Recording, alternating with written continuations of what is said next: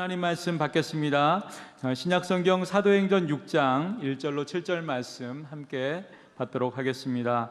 재현성경으로 신약성경 195쪽에 있습니다. 하나님의 말씀 사도행전 6장 1절로 7절 말씀까지 우리 한 목소리로 함께 받습니다. 그때 제자가 더 많아졌는데 헬라파 유대인들이 자기의 과부들이 매일의 구제에 빠짐으로 히브리파 사람을 원망하니 12사도가 모든 제자를 불러 이르되 우리가 하나님의 말씀을 제쳐놓고 접대를 일삼는 것이 마땅하지 아니하니 형제들아 너희 가운데서 성령과 지혜가 충만하여 칭찬받는 사람 7을 택하라.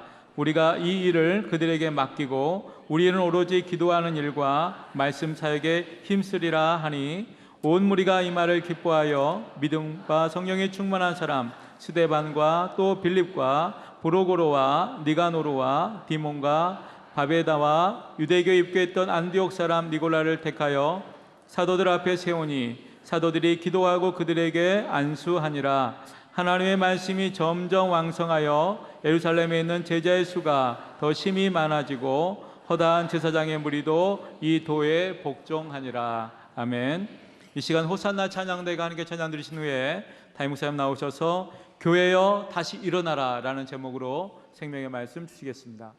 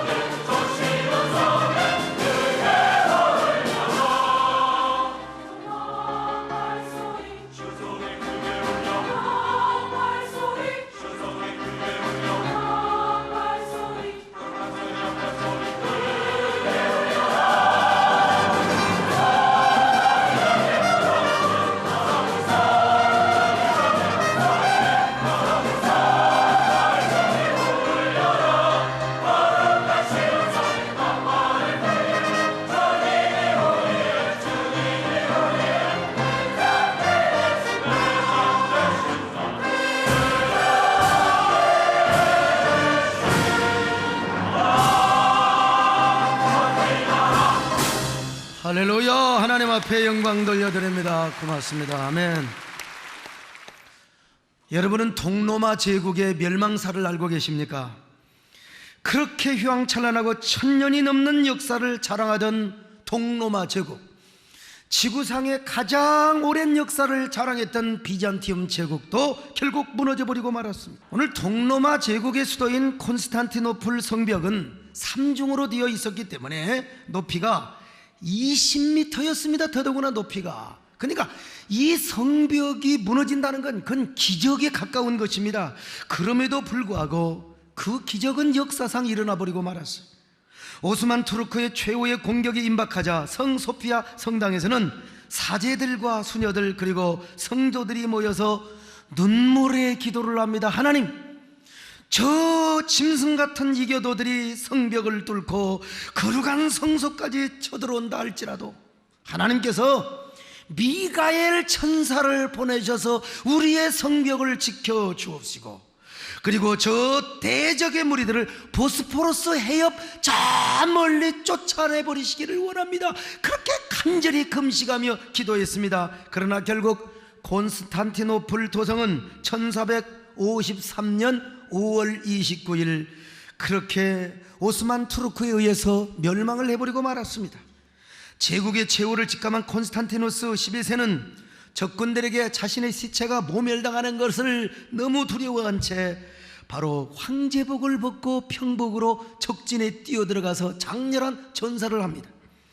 그렇게 싸우다가 죽자 오스만 투르크 왕 술탄 메흐메드 2세는 황제의 목을 잘라서 성에 걸어놓고 자신의 승전을 과시를 했다고 합니다. 더구나 메흐메드 2세는 오스만 투르크 군사들에게 3일 동안은 어느 집에 가서든지 약탈을 해도 좋고 부녀자들을 겁탈해도 좋다. 그러자 오스만 투르크의 군사들은 사냥감을 차지하기 위하여 달려가는 저 표범처럼 성을 그냥 기어 올라가는 것입니다. 그리고 야수처럼 집집마다 쳐들어가 약탈을 하고 부녀자들을 겁탈하기 위하여 막 자기들끼리 싸우는 거예요. 서로 이쁜 여자를 차지하기 위하여 양쪽에서 이쁜 여자를 막 팔을 잡아당기는 거예요. 그러니까 그 아름다운 부녀자들의 팔이 빠져서 죽었어요. 그리고 뺏기니까 그냥 오기가 나가지고 팔을 칼로 쳐버리니까 팔이 잘려서 죽었다 이 말입니다. 사제들은 목배임을 당해 죽습니다. 예배당에서 쓰던 휘장을 찢어가지고 어린아이들을 묶어서 노예로 끌어갑니다. 100개에 달하는 저 성소피아 성당을 여러분 가보셨습니까? 세상에 그런 성당이 전부 다 100개에 달하는 성당이 이슬람 모스크가 되어버리고 말았어요. 여러분은 전 국회의장님이셨던 김영호 의장이 쓰신 술탄과 황제라는 책을 읽어보셨습니까? 그 책은 동로마 제국이 멸망하기 전까지 상황을 아주 리얼하게 재구성하고 재현을 해놓은 책입니다. 저는 아는 사람에게 이 책을 많이 권하고 있습니다. 자, 그렇게 해서 동로마 제국이 어떻게 멸망하고 유럽 일대를 찬란하게 비추고 있었던 복음의 불이 이슬람의 폭풍에 어떻게 비참하게 초라하게 꺼져갔는가를 너무 리얼하게 설명을 해놨어요. 그러면 왜 그 거대했던 동로마 제국이 오스만 투르크에게 그렇게 멸망을 했단 말인가? 이유는 딱 하나입니다. 교회의 타락입니다. 교회가 부흥할 때 제국도 부흥했습니다. 여러분, 로마의 기독교는 위대한 등불이 되어서 전 유럽 일대를 비추었습니다. 그런데 교회가 타락하니까 동로마 제국도요, 서로만한 더 먼저 망했지만 동로마 제국도 쇠퇴하게 되고 암흑의 중세 천년을 영접하게 된 것입니다. 오늘 우리 한국교회도 마찬가지라고 봅니다. 한국교회는 누가 뭐라 해도 조국의 등불 역할 그리고 축복의 시은소 역할을 했습니다. 일제시대 때 3.1운동을 기독교가 앞장섰다는 것은 여러분 만천하가 아는 사실 아니겠습니까? 김이 독립선언서를 발표한 33명 중에 16명이 바로 기독교인이요, 그것도 목사, 장로, 전도사들이었습니다. 당시 우리나라 기독교 인구가 2%도 안 됐거든요. 네. 그런데 기독교 인구 중 90%가 만세 시위에 참여했다는 거, 이거 얼마나 대단한 역할을 했겠습니까? 그리고 오죽하면 김이 독립선언서를 발표할 날이 고종왕제의 장례 전날인 3월 2일이었습니다. 근데 그날이 주일이었어요. 그래 기독교계 인사들이 주일날 하면 안 됩니다. 그래가지고 3월 1일 날 토요일 날 바로 김이 독립선언서를 낭독했다는 거 아닙니까? 그만큼 우리 한국교회가 독립운동에 앞장서고 3.1운동에 주도적인 역할을 했다는 거 아니겠습니까? 여러분, 교회마다 담임 목사가 먼저 태극기를 들고 교인들이 나와서 만세삼창을 하는 겁니다. 그러니 동네 사람들이 따라 나와서, 그래서 여러분, 우리 한국교회는 엄청난 핍박을 받았습니다. 일제로부터. 일제의 관리들이 막 교회당 종탑을 파괴하고 유리창을 깨뜨립니다. 심지어 교회 직원들을 체포하고 옷을 벗긴 후에 마예배당 마당 뜰에다가 막 그냥 온갖 모욕을 주고 구타를 하고 그냥 방망이로 때리기도 했어요. 특별히 화성에 가면, 여러분, 경기도 저 화성에 가면 제암리교회가 있습니다. 우리 구역장들과 함께 가본 적도 있고 있습니다만, 여러분, 이 제암리교회 같은 경우는 3.1운동을 했다고 해서 성도들을 다 모이라고 했어요. 그래가지고 예배당에다 다 들어가라고 하더니 문을 잠가놓고 불을 질러버려요. 그냥 거기서 다 타져 죽어버린 거지. 그 당시 3.1운동으로 인하여 체포되거나 죽임을 당했던 사람들 중에 기독교인이 여러분 18%요 우리나라 기독교 인구가 1%가 조금 넘었다는 것을 보았을 때, 여러분, 그런 면에서 보면 일반 국민보다 적어도 15배, 18배 이상의 체포되고 그리고 구금당하고 매를 맞았다는 거 아니겠습니까? 그만큼 우리 한국교회 기독교인이 민족을 섬기고 민족의 역사를 책임지려고 했다고 하는 겁니다. 여러분, 오늘 여러분 3.1운동뿐입니까? 오늘 우리가 이제 대한민국 광복 68주년을 맞는 여러분 주일인데요, 일제 내내 얼마나 기독교인들이 독립운동을 많이 했습니까? 유관순, 남궁허간, 창호, 조만식, 서재필, 이승만, 최기철, 박관존, 이시영 다 내노란 기독교인들입니다. 목사, 장로들 말이죠. 또한 대한민국 정부 수립 후에도 얼마나 기독교인들이 역사를 주도했습니까? 초대 대통령인 이승만 박사도 장로였으며 재헌국회에서 기도를 했던 의원님도 여러분 이윤영 목사님이었다는 사실을 우리는 알아야 돼요. 또 6.25 이후에 대한민국을 일으키고 민족중흥운동에 앞장서고 이바지했던 곳이 바로 어디냐? 우리 한국교회인 줄로 믿으시길 바랍니다. 한국교회는 세계 유례 없는 교회 부흥을 이루었습니다. 대한민국 발전의 정신적 영적 원동력 큰 역할을 하는 게 우리 대한민국 교회였어요. 그래서 세계 경제 석학들이 이런 얘기를 하지 않습니까? 한 나라의 국력이 신장되고 안보력이 강화되고 그리고 경제가 부흥하는 데는 반드시 먼저 영적인 부흥, 기독교의 부흥이 있었다고 말합니다. 한국교회가 부흥하고 새마을운동에 앞장서며 나라와 민족을 위해서 기도하였을 때, 여러분, 우리 대한민국은 세계 속에 웅비하며 비상한 선진대국으로 하나님이 축복해 주신 것 아닙니까? 여러분, OECD의 10위권입니다. 그리고 G20 정상회의 의장국가가 되는 이 경제대국이요, 이거는 하나님이 축복하신 것이요, 그만큼 한국교회가 영적 정신적 역할을 했다는 것입니다. 그런데 지금 제가 무슨 얘기를 하려고 하느냐? 우리 한국교회는 지금 그런 힘을 잃어버리고 있단 말입니다. 분쟁과 다툼으로 몸살을 앓고 있습니다. 그러다 보니까 정체를 하거나 마이너스를 이루고 있다고 해도 여러분 과언이 아닙니다. 게다가 이미지는 추락할 대로 추락해서 세인들로부터 온갖 조소와 비난을 받고 있으니 세상에 개신교가 이렇게 손해를 보고 있을 때에 판사 이익을 얻는 종교도 있다고 하지 않습니까? 여러분, 이 얼마나 안타까운 일인지 알 수가 없습니다. 더구나 이게 꼭 동로마 제국이 멸망하던 때의 모습과 비슷한 현상을 보이고 있으니 얼마나 마음이 아픈지 몰라요. 동로마 제국도 여러분 하루아침에 망한 것이 아닙니다. 동방정교회가 서서히 조금씩 타락을 하더니 결국은 국가의 멸망까지 연결되는 거예요. 우리 한국교회도 이대로 가다가는 교회의 쇠퇴계를 맞을 수가 있습니다. 쇠퇴계를 맞으면 대한민국도 건재하다고 말할 수가 없어요. 왜냐하면 종교는 그 시대의 사상이고 정신적 지주 역할을 하거든요. 그래서 종교가 살아있으면 나라도 건강하고 국민도 건강합니다. 종교가 쇠퇴하면 나라도 쇠퇴하게 되어 있습니다. 특별히 역사를 보면 우리 기독교가 더 그랬습니다. 이것은 역사의 거울이 되고 그리고 교훈이 되어 주었지 않습니까? 오늘 우리 한국교회가 다시 일어나야 될 줄로 믿습니다. 오늘 우리가 왜 이렇게 쇠퇴하고 있는가? 첫째로 복음의 본질을 잃어가고 있기 때문에 그렇습니다. 복음의 본질이 무엇입니까? 오직 하나님의 은혜로 예수를 믿어 구원받는 진리입니다. 오직 예수만이 구원의 길이고 성경만이 하나님의 말씀의 길이라는 사실이요, 이게 복음의 본질인 줄로 믿습니다. 그래서 교회는 그리스도에 머물러서 하나님 나라 확장을 위하여 복음 전파, 이것이 교회의 우선 사명입니다. 그러므로 오늘날 교회와 목회자는요, 예수 그리스도의 복음을 전함으로써 영혼을 구원하고 하나님 나라를 확장해야 돼요. 이걸 위해서 교회가 먼저 해야 될 일이 뭐냐? 말씀을 전하고 기도하는 데 전무해야 된다, 이겁니다. 오늘 본문에서도 여러분요, 교회가 좀 본질로부터 약간 이탈을 하기 시작합니다. 물론 구제하고 선행하는 거 좋은 겁니다. 그러나 여러분, 정말 사도들이 해야 될 일이 뭐예요? 말씀 전하고 기도하는 거거든요. 근데 오늘날 이 사도 요한과 그리고 베드로가 조금 이게 격결로 가기 시작한 거예요. 오늘날도 마찬가지입니다. 오늘날 교회는 이런 걸 놓쳐가고 있어요. 그래서 초대교회가 분쟁과 그리고 어려움과 다툼 속에 빠져가기 시작했던 것입니다.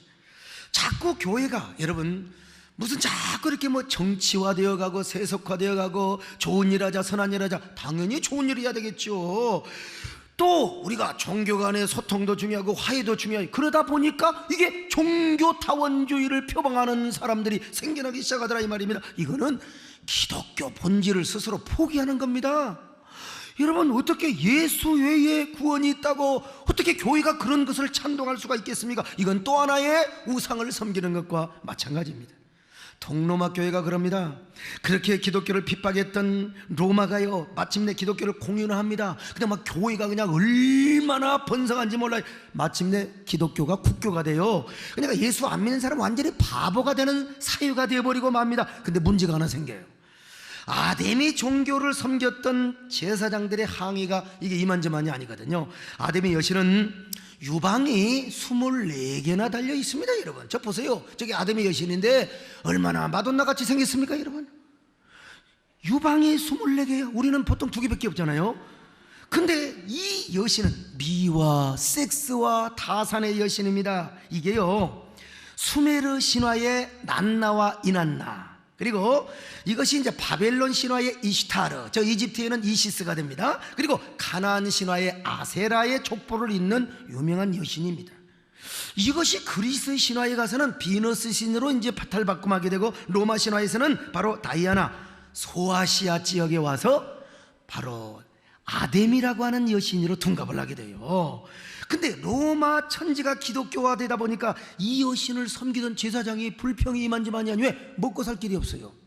자, 그러자 기독교에서 이 아데미 여신의 종교의 제사장들을 정치적으로 달래는 제스처를 합니다. 그게 뭐냐? 여보시오, 우리 기독교에도 여신이 있어. 그 여신이 누군 줄 알아? 예수님을 낳았던 마리아야.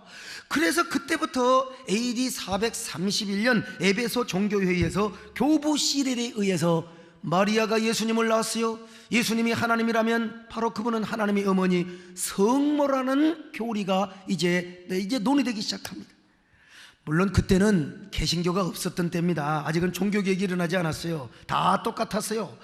그때부터 성경 말씀보다는 교리가 위에 올라가기 시작합니다. 그래서 이 동방정교에서는 성경을 안 가르쳐요.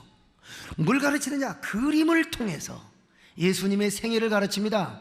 예수님의 탄생에서부터 그리고 삶, 그리고 예수님의 죽음과 부활, 승천까지 12개의 그림을 기본적으로 그림을 통해서 화상을 숭배하고 그리고 성상을 숭배해요. 그림을 통해서 하나님의 말씀을 가르쳤습니다.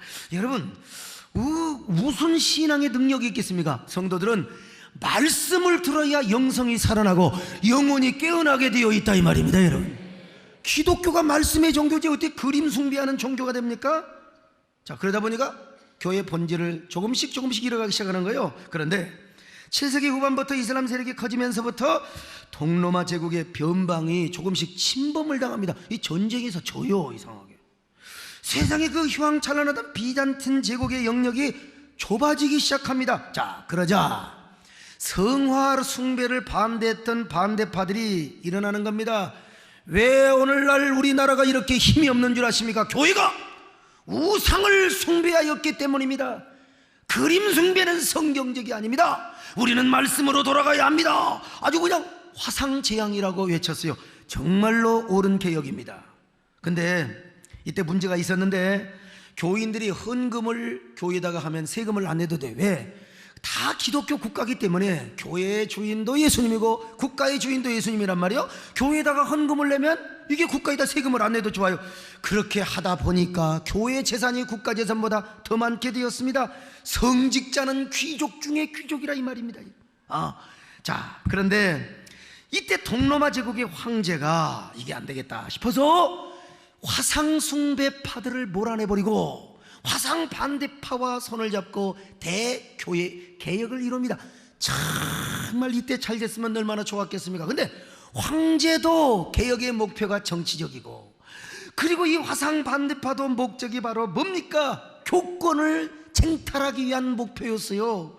그러니까 성화 반대파가 교권을 잡아서 복음의 본질로 갔으면 얼마나 좋았겠습니까? 사람은 이 권력, 이 교권에 눈이 멀면 노예가 된단 말이죠. 그래서 복음의 본질보다는 이게 성화 반대파도 교권에 눈이 멀어버리고 말았습니다. 자, 그러자 성화 반대파들은 저 갑바도기아 동굴까지 가가지고 와신상담을 하며 그림을 그린다. 너희 놈들 한번 보자. 우리가 정권 잡은 너희들은 묵사발 만들어버린다. 세월이 흘렀습니다. 근데 또 한 황제가 성화를 숭배하는 신앙을 또 갖게 됩니다. 그래서 성화 반대파를 몰아내고 성화 숭배파와 또 손을 잡게 됩니다. 계속 이렇게 싸우고 논쟁을 하다 보니까 교회가 무슨 힘이 있겠습니까? 나라에 무슨 여러분, 나라도 계속 정쟁을 하게 되면요, 그 정쟁이 그림을 섬길 거냐 마닐 거냐 말이요, 본질. 그러니까 여러분, 국가의 힘이 없어지게 되는 겁니다. 자, 그러다 보니까 그 넓은 비잔틴 제국의 영토가 조금씩 튀르크족들에게 점령을 당하게 되어 있어요. 동로마 제국이 하루아침에 멸망한 것이 아니라 여러분, 수많은 세월을 두고 조금씩 멸망했거든요. 오늘 우리의 모습의 교회가 그렇지는 않는가 생각해 볼 필요가 있다 이 말이요. 오늘날의 교회가 언제부터 조금씩 보면은 정치화되기 시작합니다. 교권화되기 시작하고 이상하게 말이죠, 세속화되어 갑니다. 그리고 오직 예수밖에 모르고 오직 복음밖에 몰랐던 교회와 지도자들이 이제는요 소통을 하며 화해하다가 보니까 종교 다원주의를 동의하기 시작합니다. 여러분, 이렇게 복음의 본질을 잃어버리면 한국교회의 위상과 영향력이 여러분요 조금씩 이게 좀 점령당하고 있다고 하는 사실을 여러분 느껴지지 않습니까? 느낌 아니까. 이 반응이 있는 사람은 좀 젊은 사람이고, 그렇지 않는 사람은 요단강 칼날이 좀 가까운 사람입니다. 교회의 이미지나 파워가 추락하고 교회의 영향력과 이상이 조금씩 멀어져가고 있다고 하는 것을 여러분 느끼지 못하고 있습니까? 느낌 아니까? 오늘 우리가 이럴 때 복음의 본질을 회복해야 될 줄로 믿습니다. 오직 예수 신앙이요, 예수 구원 신앙이요, 오직 유일무이한 중보자 그리스도 예수, 이분 한 분을 섬기는 복음의 본질을 우리가 회복해야 될 줄로 믿습니다. 말씀과 기도에 전무하는 사명이요, 첫사랑을 회복하여 교회의 영광성과 거룩성을 회복하는 신앙, 오늘 여러분들이 이런 사람이 되시기를 바랍니다. 우리 여러분들이 일어나시기를 바랍니다. 우리 교회가 먼저 이런 일에 앞장을 서시기를 바랍니다. 두 번째, 끝없는 분쟁과 싸움을 하고 있기 때문에 그렇습니다. 교회가 복음의 인지를 교회가 복음의 본질을 잃어버리기 시작하면 반드시 정치적인 집단이 되게 되어 있습니다. 이게 당연히 교권 싸움을 하고 분쟁을 하게 되어 있다니까요. 자, 그런데 이런 싸우는 교회 캐치프레이즈가 뭔 줄 아세요? 자, 교회를 개혁하자. 우리는 정의를 위해서, 법을 위해서, 올바른 원칙을 위해서. 그런데 개혁한다고 하지만 사실은 다 관심법으로 사람의 내면을 보면은 전부가 자신의 욕망의 바벨탑을 쌓으려고 그런 거예요.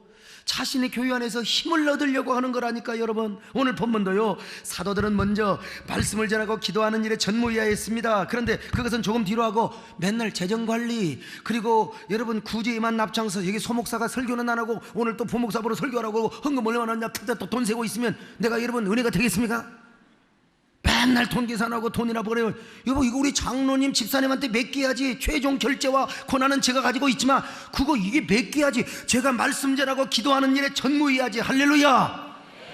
사도들도 좀 빗나가다 보니까 이게 교인들이 싸우기 시작하는 거예요. 막 누구는 많이 도와주고 누구는 어떠고 말이요, 어쩌고 저쩌고. 헬라파 유대인과 히브리파 유대인이 막 서로 막 싸우는 거 아니겠습니까? 자, 사도행전 6장 1절입니다 시작. 그때에 제자가 더 많아졌는데 헬라파 유대인들의 자기 과보들이 매일의 구제에 빠짐으로 히브리파 사람을 원망해요. 서로 원망. 이때 자, 사도들이 7 집사를 만듭니다. 그리고 그들로 하여금 재정관리와 구제를 위임한 것입니다. 그리고 자기들은 뭐 하느냐, 오로지 하나님의 말씀과 오로지 기도하는 일에 전무를 하겠다는 것입니다. 자, 사도행전 6장 4절입니다 시작. 우리는 오로지 기도하는 일과 말씀 사역에 힘쓰리라. 그럴 때 여러분 교회가 부흥하고 왕성한 역사요, 그리고 제사장의 무리까지 하나님의 도에 예수 그리스도의 복음 앞에 엎드리게 된 놀라운 역사가 나타났어요. 여러분이요, 우리 교회의 한국교회 이런 역사가 이루어지시기를 바랍니다.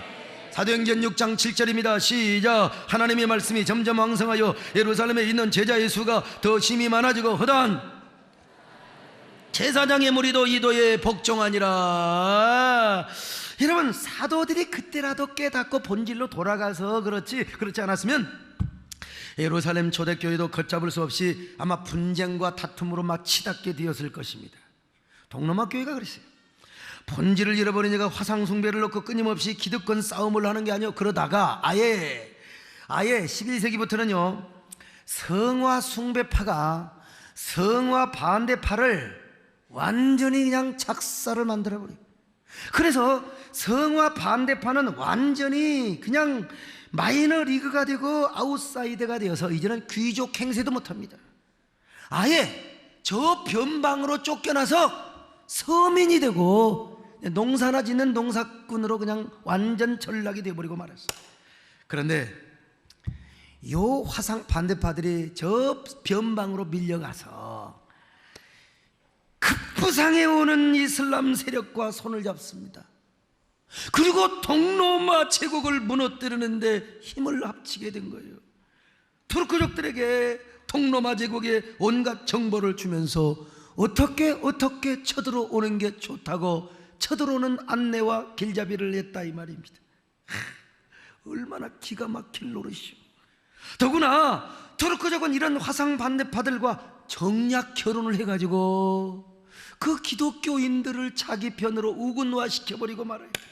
그러다가 투르크족들은 알라 신을 앞세우며 평화를 내치며 나는 그대들에게 평화를 준다 그러면서 동로마 제국의 변방을 침입해왔다 이 말입니다. 여러분, 그때 변방에 있던 화상 반대파 기독교인들이 성문을 열어주며 여러분 쌍수를 들고 환영을 냈다는 거 아니겠습니까? 자, 그래서 동로마 제국의 영토가 이렇게 줄어들기 시작한 거예요. 급기야는 콘스탄티노플 도성이 침략당하기 전에 1만 5천 명의 기독교인들이 오스만 투르크의 술탄 메흐메드 2세에게 돈을 받고 그 오스만 군대로 입영을 하게 되는 거예요. 입대를 하게 된다 이 말입니다. 당시 콘스탄티노플을 지키는 군사가 7,000명밖에 안 돼요. 요 1만 5천 명이 서로 힘을 합하여 성을 막아냈으면 절대로 그 성은 넘어질 수가 없고 무너질 수가 없어요. 세상에 1만 5천 명이 오스만 투르크의 군사로 지원했다고 하는 게 여러분 진짜 느낌이 옵니까? 여러분 얼마나 가슴이 미어터질 일이냐 이 말이요. 기독교를 망하게 하고 콘스탄티노플 도성을 무너뜨렸던 장본인이 누구냐면 바로 기독교인이었습니다. 기독교인이었어요. 그것도 술탄 메흐메드에게 가서 대포를 만들어요. 콘스탄티노플 도성을 무너뜨리는데 콩을 세웠던 우르반이라는 사람이 있어요. 이 사람이 누구냐? 기독교인이었어요. 기독교인이 콘스탄티노플 토성을 무너뜨렸다. 오늘날로 말하면 기독교인이 교회를 무너뜨렸다는 것입니다. 오늘 이런 모습이 우리의 모습과 흡사하고 있지는 않느냐 이 말입니다. 오늘 한국교회도 복음의 본질을 잃어버리니까 막 그냥 교회마다 싸우는 교회가 많습니다. 내부 기득권 싸움, 파워게임에만. 그러다가 아웃사이드나 마이너리로 밀려났다고 생각하는 사람들이 다 외면적으로는 교회를 개혁한다는 거예요. 다 교회를 바로 세우겠다는 겁니다, 여러분. 그런데 왜 세상에 나가서 힘이 부족하니까 세상의 시민단체와 손을 잡냐는 거예요. 왜 언론에 제보를 하면서 법정 싸움까지 하다 보니까 왜 그렇게 한국교회가 욕을 먹고 얼마나 조소와 비아냥거림을 받느냐 이 말입니다, 여러분. 아무리 교회 개혁을 외치고 선한 동기로 한다 하더라도 결과는 우리 교회 이미지 추락이었어요. 그리고 교회 영향력을 끌어내리고 교회를 침몰하게 하는 결과를 여러분 나타냈지 않습니까? 이것이 다 누구 때문이냐? 저와 여러분의 우리가 하나님을 잘못 섬기고 우리가 이런 의식이 없었기 때문에 그런 거 아니겠어요? 오늘 우리는 무조건 분쟁해서는 안 됩니다. 무조건요. 어떤 경우에도 기득권 싸움을 내서는 안 됩니다. 내가 손해를 보고요, 내가 좀 억울하더라도 무조건 포기하고 양보할 수 있어야 된다니까요. 여러분, 내가 좀 낮아지면 어떻습니까? 내가 조금 이름 좀 안 나면 어떻습니까? 까짓 거 누가 좀 높아지고 누가 좀 여러분 튀면 어떻습니까? 오늘 우리 교회는 분쟁을 멈추어야 다시 부흥할 수 있습니다. 분쟁을 멈추시기를 바랍니다. 우리 교회는 지금까지 평화했지만 그래도 우리 교회도 다음에는 세대교 차리라고 하는 사람도 있습니다, 여러분. 우리 기득권 싸움을 멈추어야 돼요. 그래야 우리 한국교회가 부흥하며 이 일에 우리 교회가 앞장서시기를 바랍니다. 이 일에 우리가 시작할 수 있기를 바랍니다.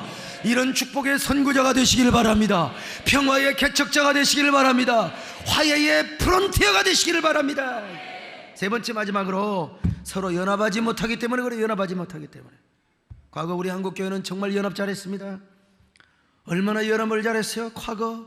와, 그 연합의 한 중심에 고인이 되셨지만은 저 한경직 목사님, 그 조용기 목사님, 김중건 목사님을 중심으로 해서, 여러분 우리 조용기 목사님은 돌아가신 분이 아닙니다. 고인이 아닙니다. 조용기 목사님을 중심으로 해서 얼마나 연합이 잘 되었는지 몰라요.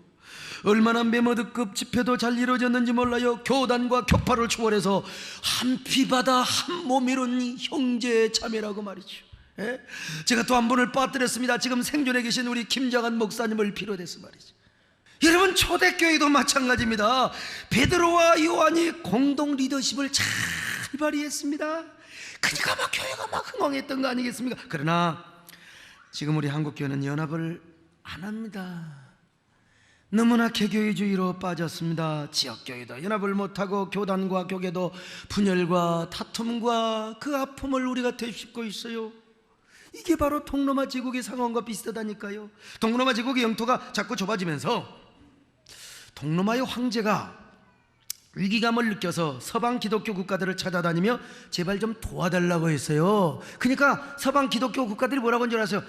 당신들하고 우리하고 상관없어. 왜? 교리가 다르다고요. 교리가 다르다고. 그래서 동로마 황제가 이렇게 간절하게 호소합니다. 여러분, 우리가 그래도 똑같이 예수 믿는 한 형제자매 아닙니까? 교리가 좀 다르면 어떻습니까? 신학이 좀 다르면 어떻습니까? 그래도 우리가 똑같은 예수를 믿는 사람인데 좀 도와주세요. 우리가 멸망하면 당신들도 위험합니다. 언젠가 유럽이 바로 이슬람화가 될 겁니다. 두고 보세요. 그러니 좀 도와주세요. 여러분, 이쯤 되면 좀 도와줘야 될 거 아니겠어요? 그런데 마음이 없어. 도와줄 마음이 없는 거예요. 그래서 교리가 다르고 내 코가 석자라고 못 도와줬던 겁니다. 더구나 분통 터지는 것은 이렇게 서로 연합하지 않고 도와주지 않았던 것은 오스만 투르크의 이간계에 빠졌던 거예요. 서방 기독교 국가들이 요 이간계에 놀아났어요. 그래서 메흐메드 2세 이 술탄입니다. 오스만 투르크의 바로 이 왕이죠. 메흐메드 2세가 딱 보니까 서방 기독교가 콘스탄티노플을 전혀 도와주지 않는 사실을 이제 감지한 채 너무 안심한 마음으로 너무 편안한 마음으로 콘스탄티노플을 공격해 온 겁니다, 여러분. 그래서 콘스탄티노플 성이 함락이 되고 동로마 제국은 역사의 무대에서 사라져버리고 말았어요. 그리고 그들이 피땀 흘려 세웠던 그 모든 화려하고 웅장한 교회도 결국 이슬람의 모스크가 되어버리고 말았습니다. 그때 서방 기독교 국가들이 동로마 제국을 조금만 도와줬어도 이런 일이 없었어요. 물론 동로마 제국도 문제가 있습니다. 오스만 투르크가 콘스탄티노플을 공격하기 막 직전에 로마 교황청에서 안 되겠다 싶어가지고 이시도로스라고 하는 대주교를 보냈습니다. 그래서 협상을 합니다. 우리가 군대를 보내주겠다. 조건이 있다.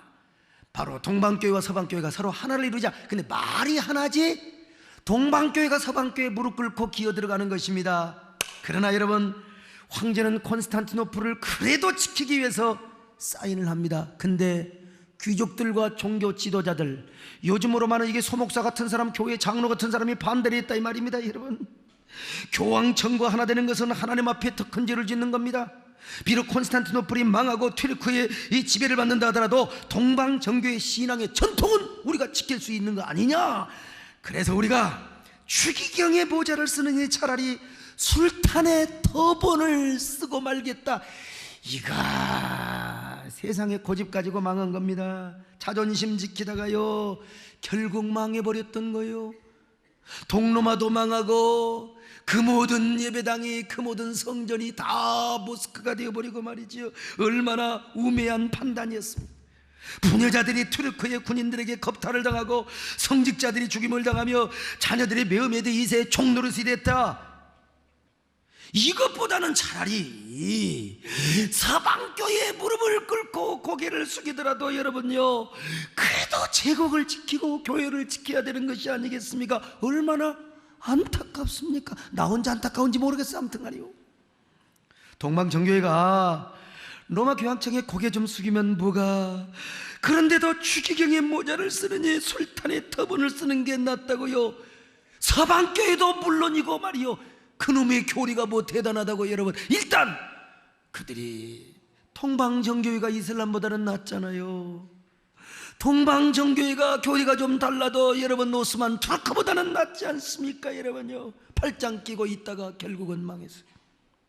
오늘 우리의 모습이라고 봅니다.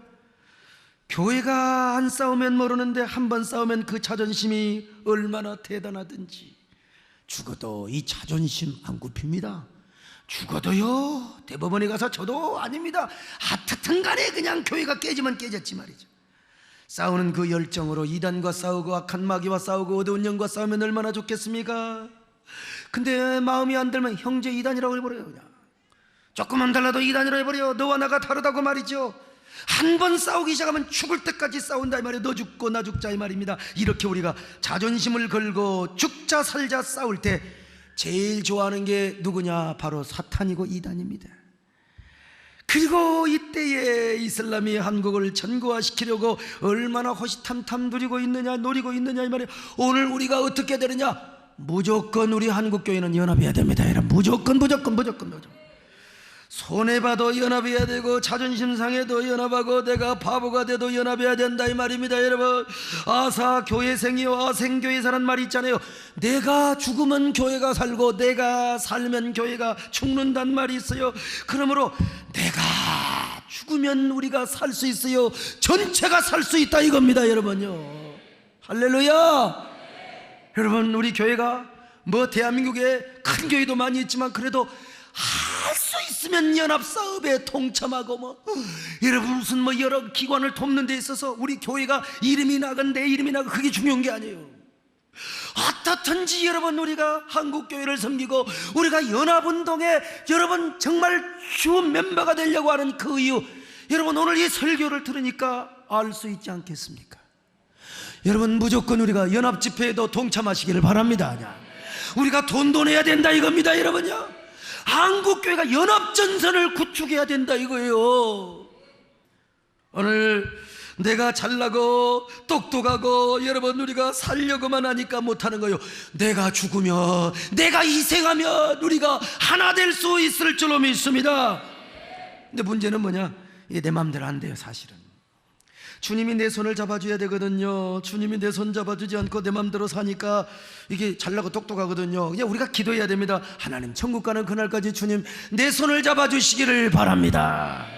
하나님, 천국 가는 그날까지 내가 혹시라도 교회에 눈을 끼치거나 주님의 얼굴에 누가 되는 일이 없도록 주여 나를 붙잡아 주옵소서. 내 생전에 내가 가룟 유다가 되지 않게 하여 주옵소서. 교회에 상처를 주지 않게 하여 주옵소서. 그러니 주님, 나 손을 잡아 주시옵소서. 내 손을 잡아 주시옵소서. 내 손을 잡아 주시옵소서. 예수님, 이 손을 꼭 잡고 가소서. 약하고 피곤한 이 몸을 폭풍과 흑암성 해치사 빛으로 손잡고 날 인도하소서.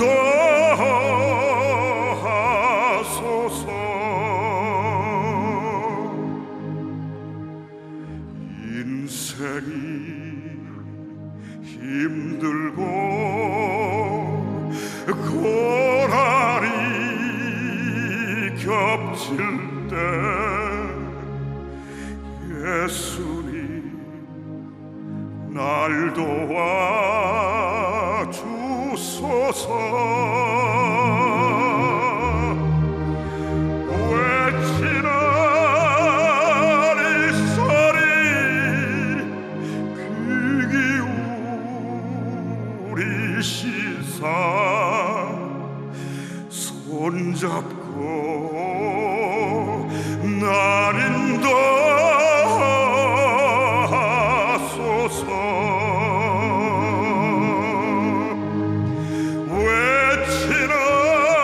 외치는 이 소리 귀 기울이시사 손잡고 날 인도하소서.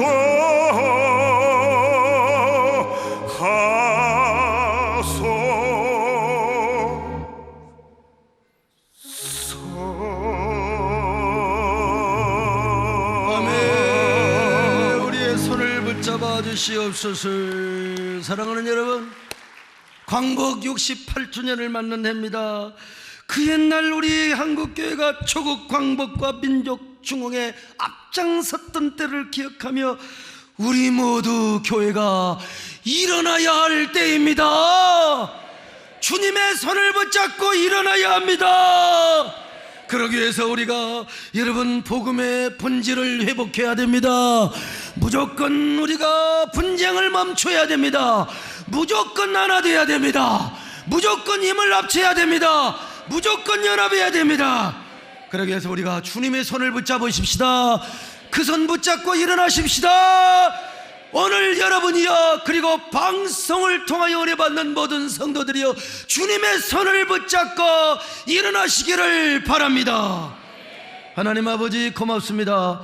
우리가 일어나서 주님 앞에 다시 한번 우리 한국교회가 우리 조국의 영적인 시은소가 되게 하여 주시옵소서.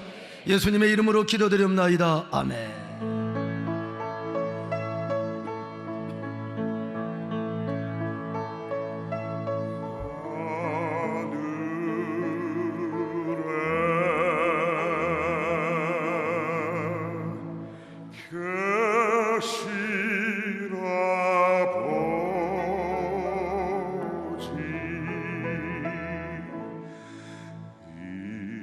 이름 거룩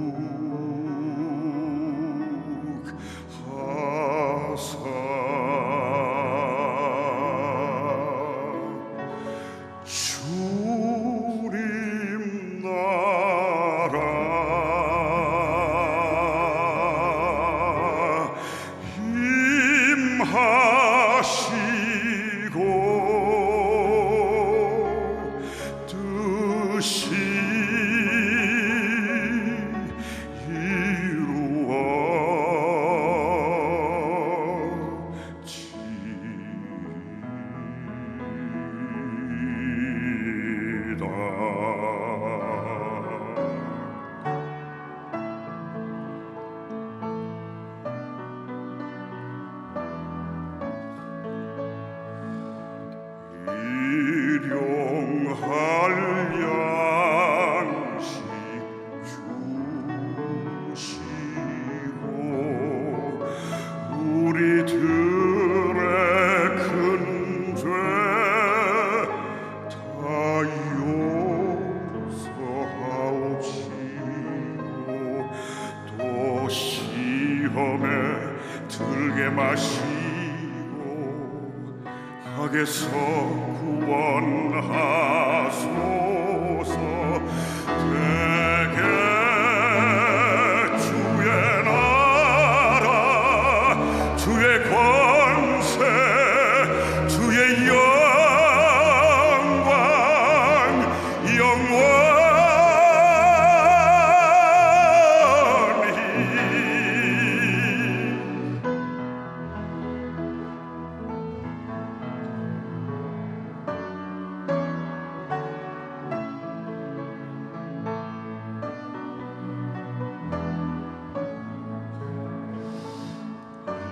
일용할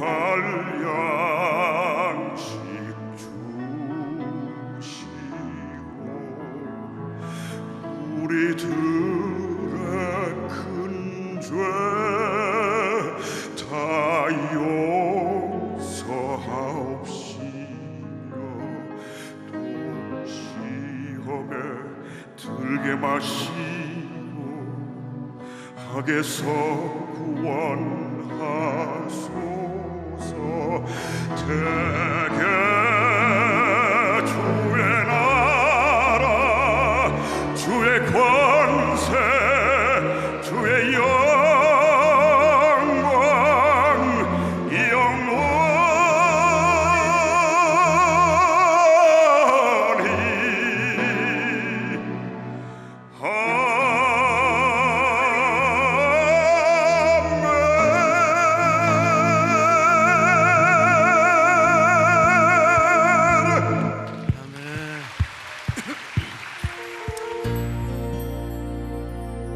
안녕하세요. 15교구 최수경 성도입니다.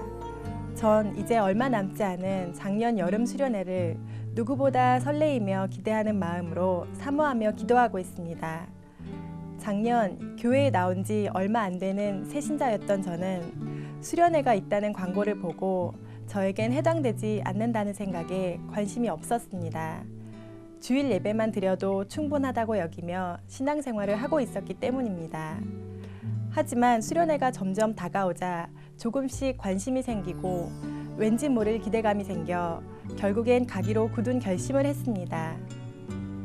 막상 수련회를 가보니 저에게는 처음 겪어보는 너무나 은혜로운 시간들이었습니다.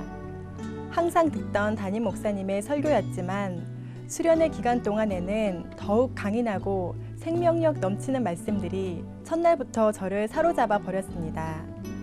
처음에는 잠도 자지 않고 앞자리를 사수하려 애쓰는 성도들의 모습들을 이해하지 못했지만 마지막 날에는 저도 어떻게든 더 많은 은혜를 받으려고 새벽부터 일어나 앞자리를 사수하게 되었습니다.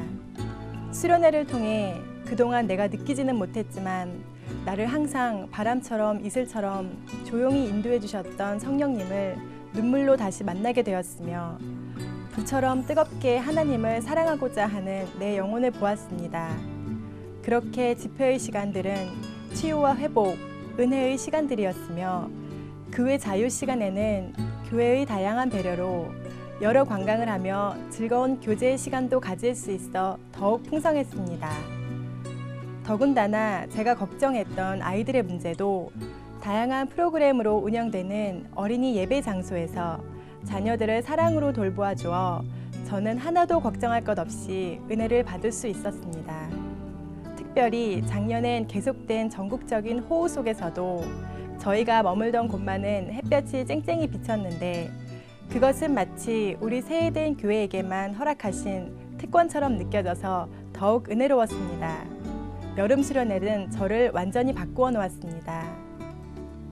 수련회를 통해 저의 신앙은 한층 성숙해질 수 있었고 교회 밖에 있던 저는 세해된 공동체로서의 일체감을 느끼게 되며 교회 안에서 내일을 찾게 되었습니다.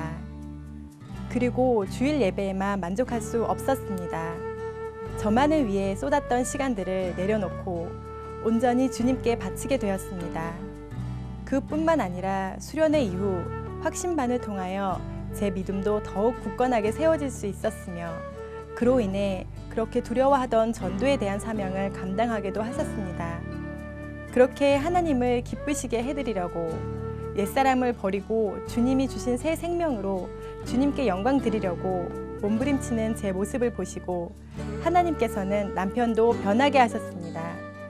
항상 교회 일에 바쁘고 또 익숙했던 삶에서 변한 제 모습들을 보고 저를 탐탁치 않아 했던 남편이었지만 몇 달 전부터는 주일 예배도 기쁘게 드리며 부부 확신반도 함께 할 수 있는 은혜를 베풀어 주셨습니다.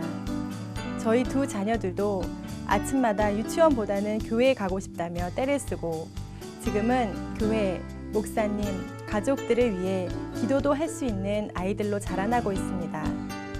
저는 앞으로도 저희 가족에게 복 주시며 크게 역사하실 하나님을 기대하며 기쁘게 살아가고 있습니다.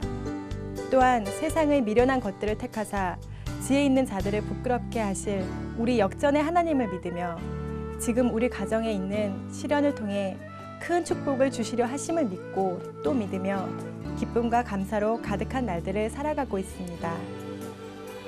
저는 올해 작년 여름 수련회의 주제인 복락원으로 가는 길 제사라는 말씀을 통해 주실 은혜와 감동을 기대하며 기도로 준비하고 있습니다.